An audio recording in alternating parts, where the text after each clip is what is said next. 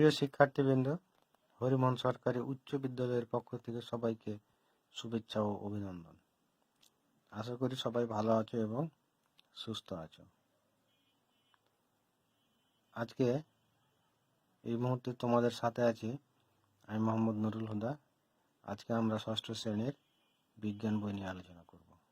আজকে আমাদের আলোচ্য বিষয় হচ্ছে উদ্ভিদের বাহ্যিক বৈশিষ্ট্য। শিক্ষার্থীবৃন্দ, আমরা আমাদের চারপাশে বিভিন্ন ধরনের উদ্ভিদ দেখতে পাই। এসব উদ্ভিদের আকার ও গঠন ভিন্ন ভিন্ন। কিছু কিছু উদ্ভিদের দেহে মূল, কাণ্ড ও পাতা থাকে। এদের ফুল, ফল ও বীজ হয়। এরা সপুষ্পক উদ্ভিদ, যেমন আম, জাম, ছোলা, লাউ, ধান, গম ইত্যাদি। ধান, গম, ঘাস একবীজপত্রী ও আম, কাঁঠাল, সরিষা, মরিচ দ্বিবীজপত্রী সপুষ্পক উদ্ভিদ। আবৃতবীজী সপুষ্পক উদ্ভিদকে আদর্শ উদ্ভিদ বলা হয়, কারণ এরা সর্বোন্নত উদ্ভিদ। তাহলে আমরা আমাদের চারপাশে যে বিভিন্ন ধরনের উদ্ভিদ দেখতে পাই, এর মধ্যে এক ধরনের উদ্ভিদকে বলা হয় সর্বোন্নত উদ্ভিদ এবং এদেরকে বলা হয় আদর্শ সপুষ্পক উদ্ভিদ। আমরা এখন দেখব একটি আদর্শ সপুষ্পক উদ্ভিদ কি কি অঙ্গ নিয়ে গঠিত, অর্থাৎ একটি উদ্ভিদকে আদর্শ সপুষ্পক উদ্ভিদ হতে হলে তার কি কি বৈশিষ্ট্য থাকা প্রয়োজন। শিক্ষার্থীবৃন্দ, একটি আদর্শ সপুষ্পক উদ্ভিদের যে সকল অংশ দেখা যায় তার মধ্যে হচ্ছে মূল, কাণ্ড, পাতা, ফুল ও ফল। অর্থাৎ মূল, কাণ্ড, পাতা এবং ফুল ও ফল বিশিষ্ট উদ্ভিদকে আমরা বলি আদর্শ সপুষ্পক উদ্ভিদ। এই উদ্ভিদের বিভিন্ন অংশ নিয়ে আমরা এখন আলোচনা করব, যার প্রথমে হচ্ছে বিটপ। বিটপ কি? উদ্ভিদের যে অংশ মাটির উপরে থাকে তাদেরকে একত্রে বিটপ বলে। বিটপে সাধারণত কাণ্ড, পাতা, ফুল ও ফল থাকে। কাণ্ডে পর্ব, পর্বমধ্য ও শীর্ষ মুকুল থাকে। ফুলগুলো পাতার কক্ষে উৎপন্ন হয়। ফুলে বৃতি, দল, পুংকেশর ও গর্ভাশয় থাকে। এই হচ্ছে আমাদের সাধারণত উদ্ভিদের বিটপ, অর্থাৎ যে অংশটা মাটির উপরে থাকে। এছাড়া আরো যে অংশগুলো থাকে তা হচ্ছে কাণ্ড। প্রধান মূলের সাথে লাগানো মাটির উপরে উদ্ভিদের অংশটি হচ্ছে কাণ্ড। কাণ্ডের গায়ে পর্ব ও পর্বমধ্য থাকে। পর্ব থেকে পাতা উৎপন্ন হয়। পাতা কাণ্ড ও শাখা প্রশাখার ভার বহন করে। শিক্ষার্থীবৃন্দ, কাণ্ডের পরে আমরা যে অংশটি দেখব তা হচ্ছে পাতা। শাখা প্রশাখার গায়ে সৃষ্ট চ্যাপ্টা সবুজ অঙ্গটি হলো পাতা। পাতায় উদ্ভিদ খাদ্য তৈরি করে। এরপর আছে আমাদের ফুল। পত্রকক্ষে বিভিন্ন উদ্ভিদের বিভিন্ন রঙের ফুল বের হয়। এই ফুল থেকে পরে ফল হয়। এরপরে দেখবো আমরা ফল। ফুল একসময় ঝরে গিয়ে ফুলের গোড়ায় যে অংশটি থাকে তাই বড় হয়ে ফল সৃষ্টি হয়। অর্থাৎ ফুলে যে গর্ভাশয় থাকে সে গর্ভাশয় পরবর্তীতে ফলে পরিণত হয়। শিক্ষার্থীবৃন্দ, আমাদের যে অংশটি বাকি হচ্ছে তা হচ্ছে মূল। উদ্ভিদের পর্ব, পর্বমধ্য ও অগ্র মুকুলবিহীন অংশই হচ্ছে মূল। সাধারণত উদ্ভিদের মূল মাটির নিচের অংশে থাকে, কিন্তু অধিকাংশ ক্ষেত্রেই এ কথাটি সত্য হলেও কিছু কিছু ক্ষেত্রে এর ব্যতিক্রম দেখা যায়। অর্থাৎ কাণ্ড, পত্র, ফুল ও ফল মাটির নিচেও জন্মে। যেমন আদা, হলুদ, পেঁয়াজ ইত্যাদি উদ্ভিদের মাটির নিচে মূল ছাড়াও অন্যান্য অংশ পরিলক্ষিত হয়। শিক্ষার্থীবৃন্দ, আমরা দেখলাম একটি আদর্শ উদ্ভিদ হইতে গেলে সে উদ্ভিদের থাকা লাগে মূল, কাণ্ড, পাতা, ফুল ও ফল।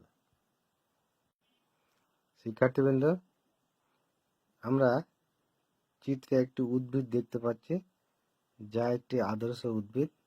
এবং এর বিভিন্ন অংশ এখানে চিহ্নিত করা আছে। মাটির নিচে প্রধান মূল, কমমূল, তারপরে কাণ্ড, তার উপরে পাতা এবং ফল ও ফুল চিহ্নিত করা আছে। এ সকল অংশ যে সকল উদ্ভিদের থাকে সে সকল উদ্ভিদকে আমরা বলতে পারি আদর্শ সপুষ্পক। প্রিয় শিক্ষার্থীবৃন্দ, আমরা একটি আদর্শ উদ্ভিদের বিভিন্ন অংশ দেখলাম। পরবর্তীতে আমরা এই বিভিন্ন অংশ নিয়ে আলোচনা করব। তার ধারাবাহিকতায় আমরা এখন দেখব একটি আদর্শ উদ্ভিদের মূল সম্পর্কে এখন আলোচনা করব। একটি আদর্শ উদ্ভিদের যে মূল থাকে তাকে কয়েকটি অংশে ভাগ করা যায়, যেমন মূলত্র অঞ্চল, বর্ধিংশ অঞ্চল, মূলরোম অঞ্চল ও স্থায়ী অঞ্চল। মূলের শেষ প্রান্তে টুপির মতো একটি অংশ থাকে যাকে আমরা বলি মূলত্র অঞ্চল বা মূল টুপি। মূলকে আঘাত থেকে রক্ষা করাই হচ্ছে এই অংশের প্রধান কাজ। এর একটু উপরে যে অংশটি থাকে তাকে বলি আমরা বর্ধিংশ অঞ্চল। এই স্থানে মূলের বৃদ্ধি ঘটে। এর পিছনে সূক্ষ্ম লোমের বা লোমযুক্ত অংশকে বলা হয় আমাদের মূলরোম অঞ্চল। মূলরোম অঞ্চল দিয়ে উদ্ভিদ পানি শোষণ করে। এই অঞ্চলের পরে মূলের স্থায়ী অঞ্চল অবস্থিত। স্থায়ী অঞ্চল থেকে মূলের শাখা ও প্রশাখা। শিক্ষার্থীবৃন্দ, ছবিতে আমরা একটি মূল দেখতে পাচ্ছি এবং এই মূলটির বিভিন্ন অংশ চিহ্নিত করা আছে। মূলের ঠিক নিচে অর্থাৎ সর্বাগ্রে দেওয়া আছে আমাদের মূলত্র অঞ্চল বা মূলটুপি, তারপরে একটু উপরে বর্ধিংশ অঞ্চল, তার কিছু উপরে আছে আমাদের মূলরোম অঞ্চল এবং সব উপরে আছে স্থায়ী অঞ্চল। শিক্ষার্থীবৃন্দ, আমরা এখন দেখব মূলের শ্রেণীবিভাগ। শিক্ষার্থীবৃন্দ, মূলকে প্রধানত দুই ভাগে ভাগ করা যায়, স্থানিক মূল এবং অস্থানিক মূল। স্থানিক মূল কি? উদ্ভিদের ভ্রূণমূল বৃদ্ধি পেয়ে যখন সরাসরি মাটির ভিতরে প্রবেশ করে শাখা প্রশাখা বিস্তার করে সে মূলকে বলা হয় স্থানিক মূল। এবং স্থানিক মূলই হচ্ছে আমাদের প্রধান মূল, যথা মূলা, আম, জাম, মরিচ, সরিষা ইত্যাদি উদ্ভিদের মূল। এবং আরেকটা হচ্ছে অস্থানিক মূল। এসব মূল ভ্রূণমূল থেকে উৎপন্ন হয় না, কাণ্ড ও পাতা থেকে উৎপন্ন হয়। এরা আবার দুই ধরনের, যথা গুচ্ছমূল এবং অগুচ্ছ। শিক্ষার্থীবৃন্দ, কিছু কিছু উদ্ভিদের মূল লক্ষ্য করলে দেখা যাবে যে কাণ্ডের নিচে একগুচ্ছ সরু মূল সৃষ্টি হয়েছে, এরা গুচ্ছমূল, যেমন ধান, বাঁশ, ঘাস ইত্যাদি। আবার কিছু কিছু উদ্ভিদের মূল লক্ষ্য করলে দেখা যায় মূল একত্রে গাদাগাদি করে গুচ্ছাকারে জন্মায় না, বরং পরস্পর থেকে আলাদা থাকে, যেমন কেয়া গাছের ঠ্যাসমূল, বটের ঝুরি মূল, এ ধরনের মূল। এবং এই মূলগুলোকে সাধারণত আমরা বলি অগুচ্ছ মূল। তাহলে আমরা দেখলাম মূল প্রধানত দুই রকমের, স্থানিক মূল এবং অস্থানিক মূল। এবং অস্থানিক মূল আবারও দুই ধরনের, একটা হচ্ছে গুচ্ছ মূল আর একটা হচ্ছে। প্রিয় শিক্ষার্থীবৃন্দ, এখন আমরা দেখব মূলের কাজ। মূল উদ্ভিদের একটি গুরুত্বপূর্ণ অংশ। মূল উদ্ভিদকে মাটির সাথে শক্তভাবে আটকে রেখে ঝড় বাতাস থেকে হেলে পড়তে দেয় না। অর্থাৎ মূল উদ্ভিদকে মাটির সাথে শক্ত করে আঁকড়ে ধরে থাকে, যাতে ঝড় বৃষ্টির সময় এটা পড়ে না যায়। মূল মাটি থেকে খনিজ লবণ শোষণ করে আমরা জানি মূলে মূলরোম অঞ্চল বলে একটি অংশ থাকে। এখানে অসংখ্য সূক্ষ্ম সূক্ষ্ম রোম উৎপন্ন হয়, যার মাধ্যমে উদ্ভিদ পানি ও খনিজ পদার্থ সংগ্রহ করে থাকে। প্রিয় শিক্ষার্থীবৃন্দ, আজকে আমরা